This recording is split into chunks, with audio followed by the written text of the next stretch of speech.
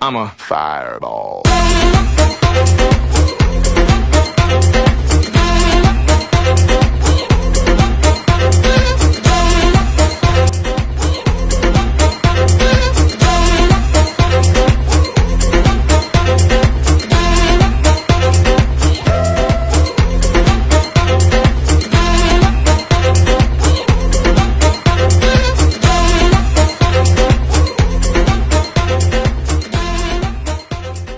Good day everyone, we are the group 6 and I'm presenting the chapter 6, which is the recruitment. So here are the table of contents. First, what is recruitment? Locating and attracting job candidates, advantages and limitations of recruiting from within, methods of identifying qualified internal candidates, steps in recruitment, active recruitment, passive recruitment, and last, recruiting active versus passive job seekers. First, what is recruitment?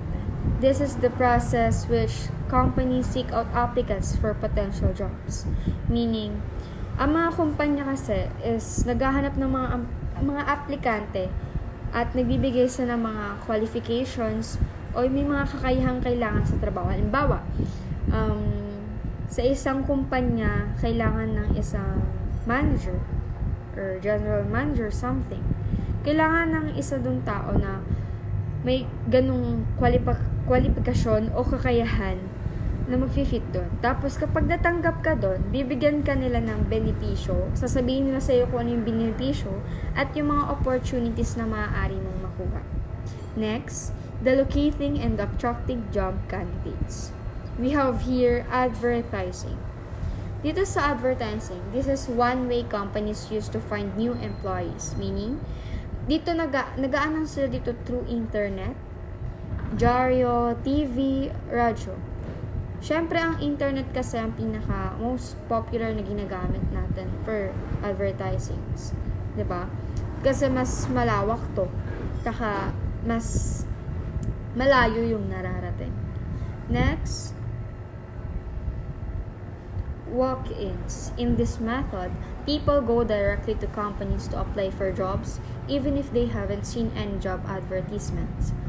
Meaning, yung mga naghahanap ng trabaho, yung mga wala pang trabaho, pinupuntahan agad nila yung mga kumpanya kahit wala pang pinupost sa internet, sa dyaryo, tulad na sinabi ko kanina. Nagdadala lang sila ng mga resume, ng mga applications kahit alam nilang hindi sila agad-agad matatanggap. Next is internet recruiting. Dito, companies use the internet to find applicants. Syempre, tulad ng sabi ko kanina, mas nagagamit to kapag naghahanap ng mga employees. Since mas malayo, kahit saan ka pang lugar, basta may internet ka, may social media ka, makakarating sa'yo yung mga job advertisements nila. And next, employee referral program. In this method, the company asks its employees, do you know anyone who could work here? Meaning, dito, naghahanap sila ng mga pwedeng magtrabaho sa kumpanya nila. Pero, kilala lang din nila. Kilala lang ng mga employees nila. Kasi, dito sa employee, kasi, may halimbawa, ako natatrabaho ako doon sa isang kumpanya, tapos sasabihin lang sa akin ng boss ko kung may marirecommend ba ako doon na fit doon sa trabaho na hinahanap ng kumpanya namin. Pero may mga several ways doon para ma-increase yung effectiveness ng employee referral. First, the app the ante. Up the ante. Dito, mas malaki yung price dito kapag yung employees mo is good worker. Halimbawa, ako, yung pinasok ko doon, okay siya magtrabaho, parang gano'n. Then, pay for performance. Dito naman, makakakuha ka ng reward kapag pag yung refer mo dun sa boss mo, dun sa kumpanya nyo, is tumagal na 6 months or 1 year. Or more than that. Next is the tailor the program. Dito, make rewards fit what people like. Halimbawa, pag yung gusto mo na nandun ka, ibibigay ng kumpanya yung gusto mo kapag nakapasok ka or kinuha ka nila sa trabaho na yun. Tapos is increase in visibility. Dito, empleyado ka doon. Sasabihin mo sa lahat kung ano tungkol saan yung mga programs nyo. Halimbawa, magpo-post ka sa bulletin, dun sa mga emails ng mga kasama mo. And next, keep data. Ito, write down who referred who and if those words new hire stage. Ibig sabihin, kung sino yung nag-refer sa'yo, tapos nagtagal ka ng sobrang tagal, tulad ng sabi ko ng 6 months, ganyan, magkakaroon ng good job yung nag-hire sa'yo doon, or yung nagpasok sa'yo. Tapos, widen the boundary of your strategy. Don't just limit referrals to the current employees. Dito, walang limitations. Kapag ganun, like, marami talaga. Tapos, measure outcomes. Check if the program is working. Dito, i-check mo lahat ng mga program nyo kung gumagana ba, kung nag-work ba, ganun.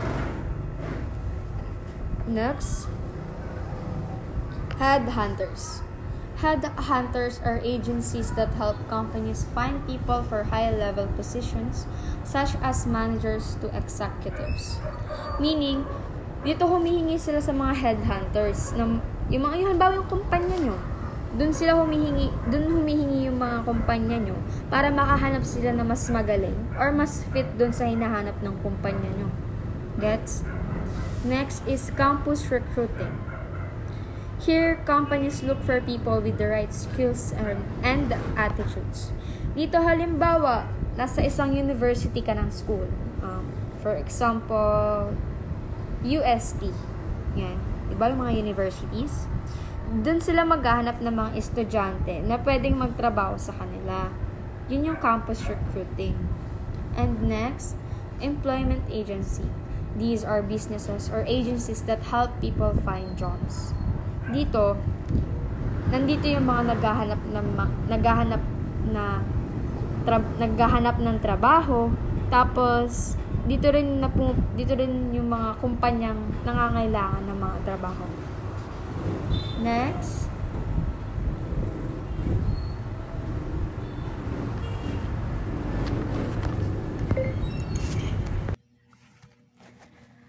one is recruitment from within.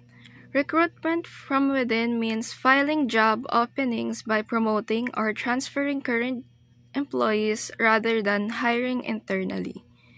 Internal recruitment is when a business first considers its own employees to take an available job rather than automatically hiring someone from the outside. For instance, if there is a supervisory position open, the business could promote an employee who has been with them long enough already understand how things are done. That is good policy because it is like a reward to the employees. They know that if they can work hard, they can grow and advance. It benefits the company too because the individual already knows the system, the culture, and the people they will be working on. But if the company continuously needs to hire external individuals to fill major posts, it indicates that they're not grooming their employees sufficiently for greater duties. It simply means trusting and providing opportunities to your very own people so that they can develop alongside the company. Next.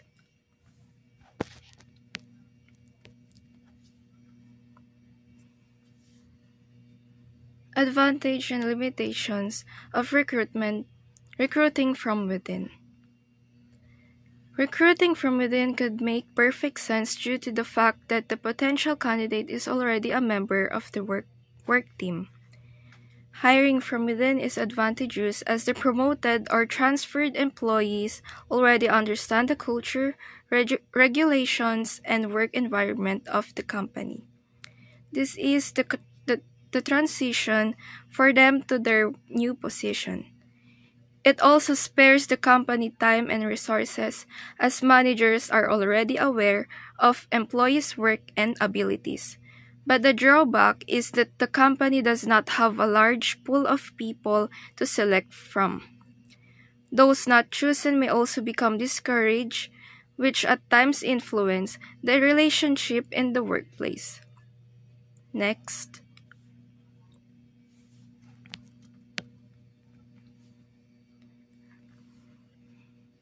Methods for identifying qualified internal candidates. The proper use of internal recruitment demands an effective internal process for the most qualified job seekers and motivating those who see themselves qualified to apply for a job opening. Next.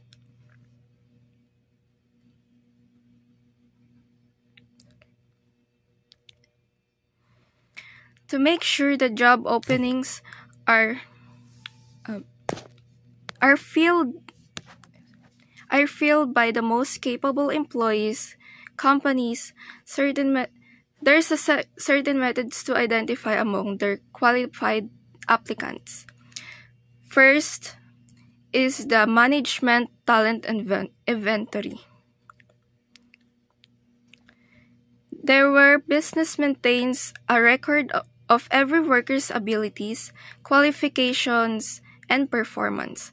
The method makes it possible for managers to know not just what their workers are good at, but what potential they have for development.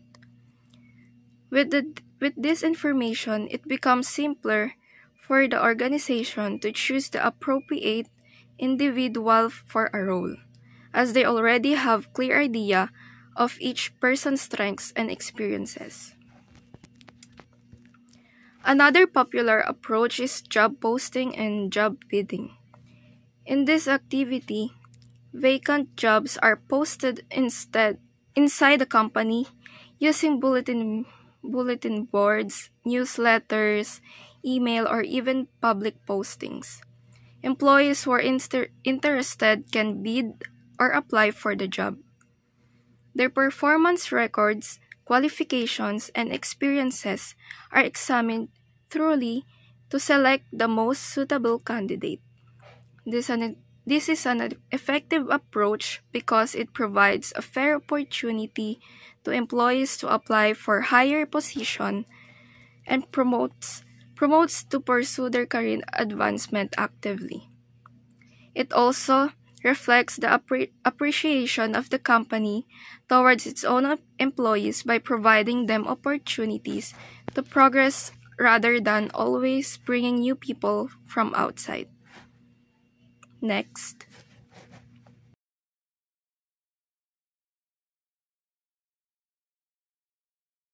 Steps in recruitment.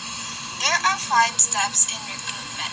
First, determine the job vacancy. Job vacancy in a company can arise from various factors such as retirement, resignation, job abandonment, termination, transfer, promotion, or a new position to fill. Dito sa unang step ng recruitment, dito tinutukoy yung position na kailangan ng company. Kunyari, yung isang fast food restaurant, meron silang dalawang applicant na nag-resign, tapos yung isa is na-promote. Kailangan malaman ng kailangan malaman ng HR or ng manager yung tatlong employee na yon para malaman niya na meron na tatlong bakante bago siya maghanap ng applicant. At importante yon para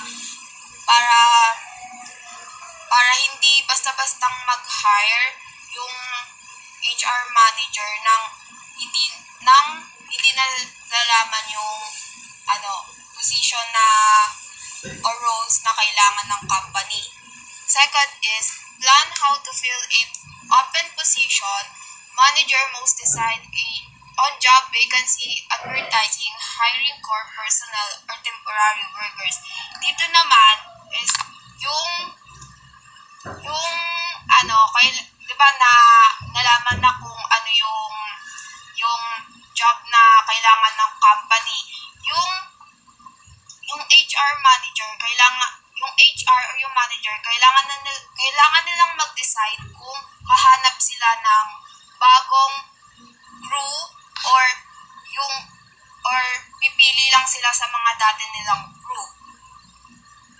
Third is identify the target segment. Firm should create a comprehensive recruitment plan to identify their target segment through various methods like print, radio, television, and online advertising.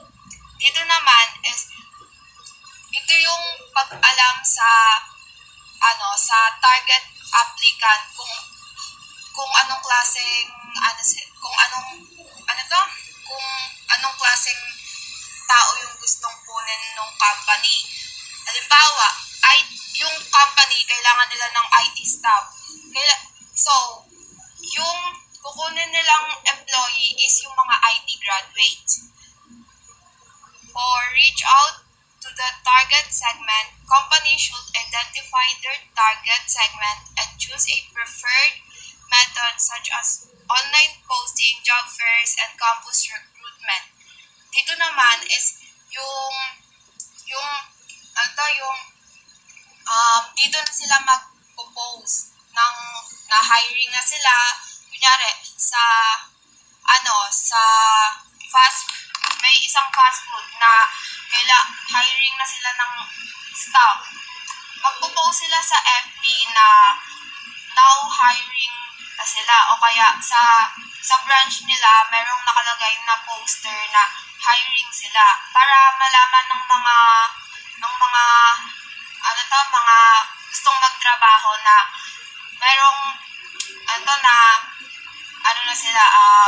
available na yung position saka o role na yun.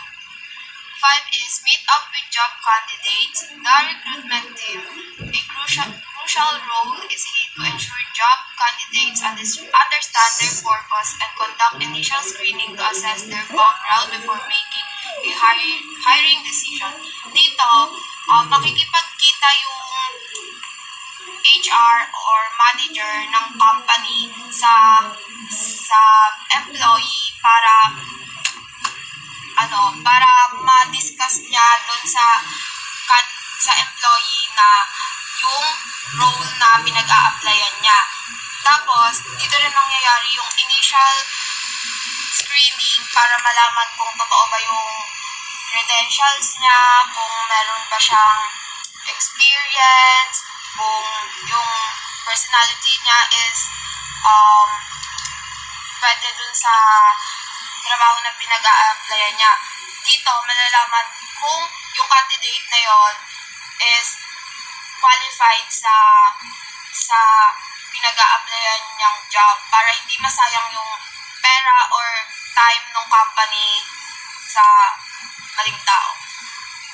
Yun lang yung sa steps in recruitment. Next.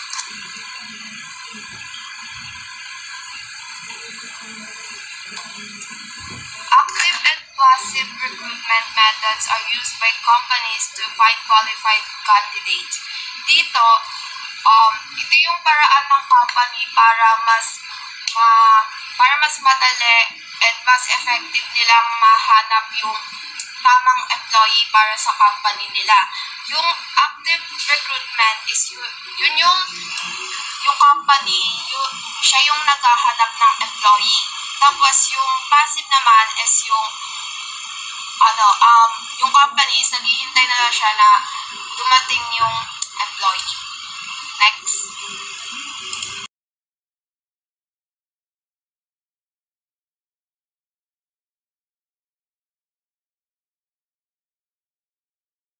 What is active recruitment? Active recruitment is an employer-driven strategy to find and attract potential job candidates. So, ito yung way na nagpaghahanap ng empleyado. Imbis na hintayin employee na mag-apply sa kanila, yung company mismo yung gagawa ng paraan para makahanap ng employer or applicant. Some of the effective ways to capture prospective employee with the right qualification in active recruitment and the following. Ito yung mga qualification ng effective na na makakuha sila ng aplikante. Una, advertisement. Ito yung paglalagay ng job posting sa dyaryo, online job, sa board. Ayun yung layunin nilang maabot ng maraming tao na active, naghahanap ng work. Recruitment agency.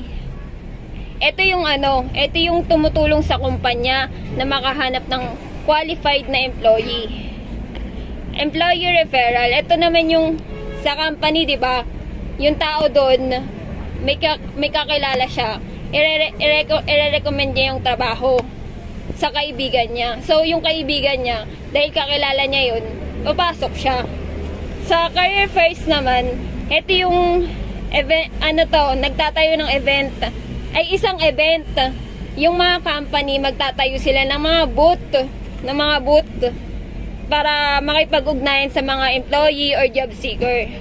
Huli naman yung social media. Ito yung gagamitan ng FB, Instagram, YouTube para makapag-attract ng mga job seeker na mag-a-apply. Next.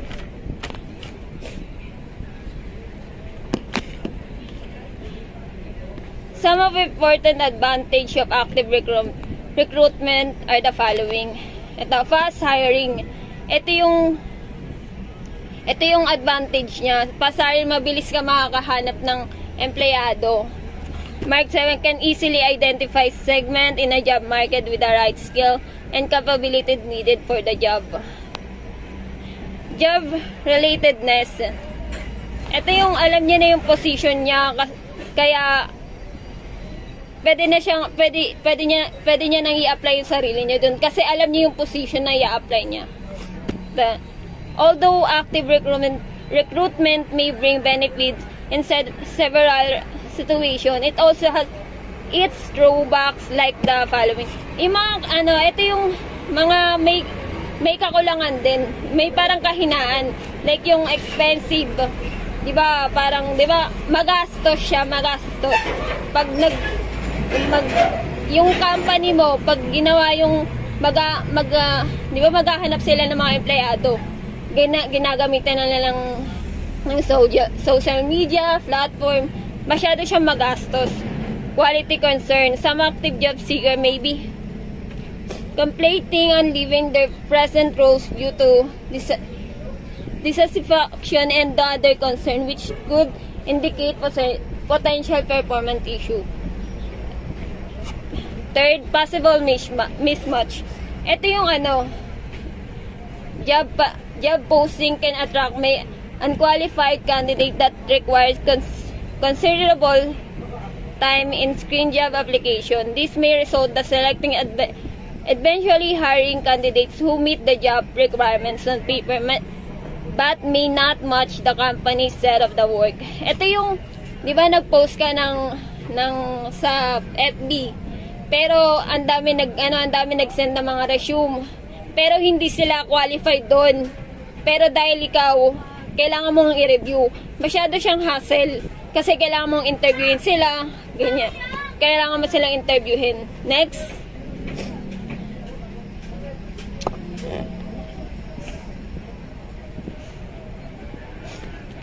What is passive recruitment? Passive recruitment is a manpower acquisition strategy that focus on reaching out to individuals who are currently employed and not aggressively searching for a new job. Ito naman yung may trabaho na ako. Pero yung company, pupunta sila sa akin para magbigay pa ng ng mas mataas na position para makuha nila ako. Ganon. Next.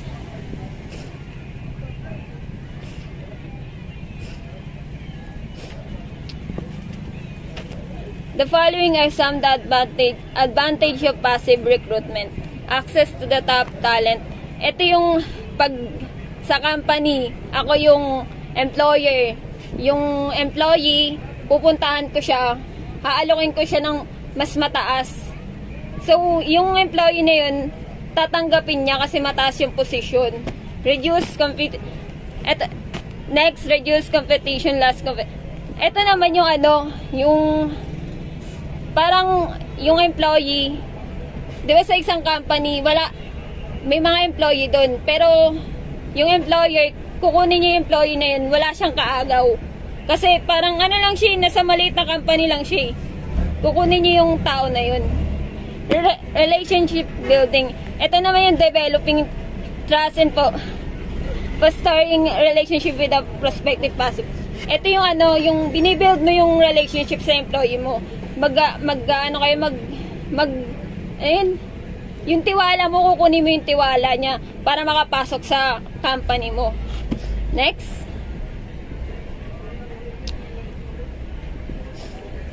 Passive recruitment has its own set of challenges and drawbacks. Among them are the following. The immediate need, the current job of the passive candidate may be satisfying, rewarding, hence interest in accepting new jobs in very remote, competitive opportunities. When offered a new job opportunity from different source, passive candidates do not immediately accept offer, rather than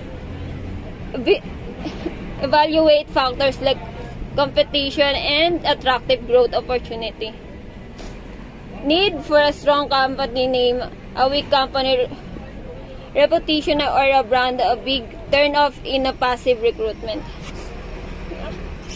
Passive condition through the following techniques to pursue with top grade candidates. HR manager may search for prospective convention and conference. Ito yung yung di ba ito yung technique sa saan ba yun? Convention seminar is a convention and conference. Seminar, dun kayo. Dun yung manager magse-search ng ng employee. Industry association meetups, networking sites. Next.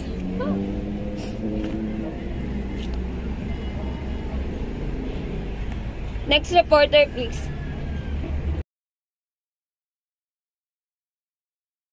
So, good day everyone. My name is Mark Glenn Gamit. My report is all about recruiting active versus passive job seekers. Recruiting active and passive job seekers requires different strategies. Active and candidates are typically found through job boards and careers fairs, while passive candidates are engaged via networking. So yun nga, sa isang employment o market, importante po para sa mga kumpanya ang makahanap ng tamang tao para sa tamang position. Next slide po. Who are active job seekers? They are job seekers who apply for a specific position in a company once they learn about the employment vacancies through advertisement either in print, television, or other social media platforms. So yun nga, active job seekers, ito naman yung aktibo na naghahanap ng trabaho or nag-apply sa pamamagitan ng ads, job fairs at online posting. Laging update sa job openings at aggressive na mag-submit ng mga resume. Halimbawa ako, bagong graduate. So, araw-araw ako mag-a-apply, mag-o-online at sumali sa mga job fairs para makahanap agad ako ng trabaho. Next slide po. Who are passive job seekers? They are currently employed and are generally happy with their present job, although they keep an eye on attractive job offers and opportunity. So yun nga, sa kasalukuyang employee, karaniwang masaya sa kasalukuyang trabaho, hindi siya active, kumbaga hindi siya active na mag-apply, pero open sila kung may magandang offer. Karaniwang may strong experience at skill, kaya po desirable sila sa mga employers. Halimbawa, ako rin po, isa po akong IT specialist po na may stable na ako na trabaho, pero mas may magandang offer sa akin na pwedeng dumating, or pwede po akong lumipat na mas stable po na trabaho. So yun lamang po. Thank you for listening.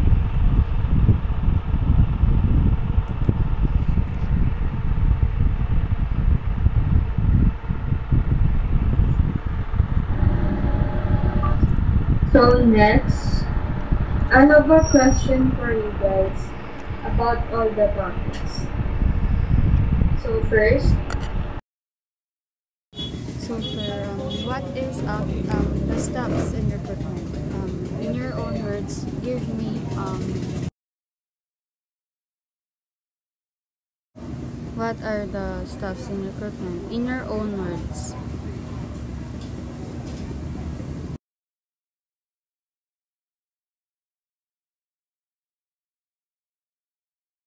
Para sa akin po, yung job vacancy po is, yun po yung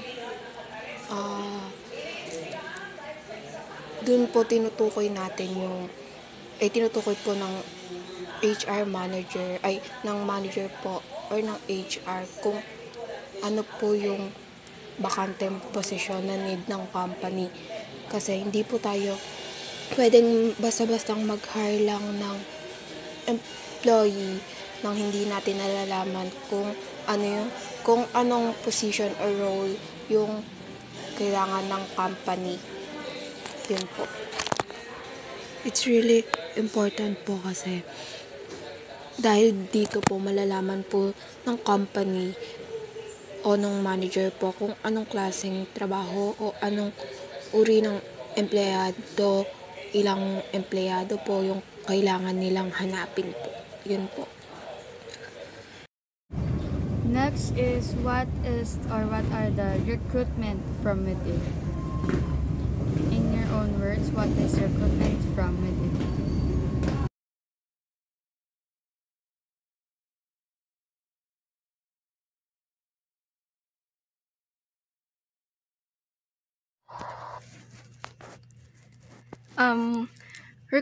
Recruitment from within means filing job vacancies by promoting or transferring existing employees instead of hiring new people from outside the company. Next is what is passive and active recruitment, or passive and active job seekers or recruitment? Give me an example in your own words.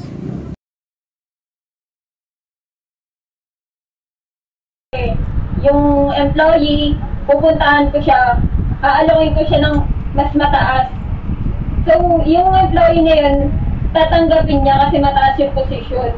Next, reduce competition, last competition. Ito naman yung parang yung employee, di ba sa isang company, may mga employee doon, pero yung employer,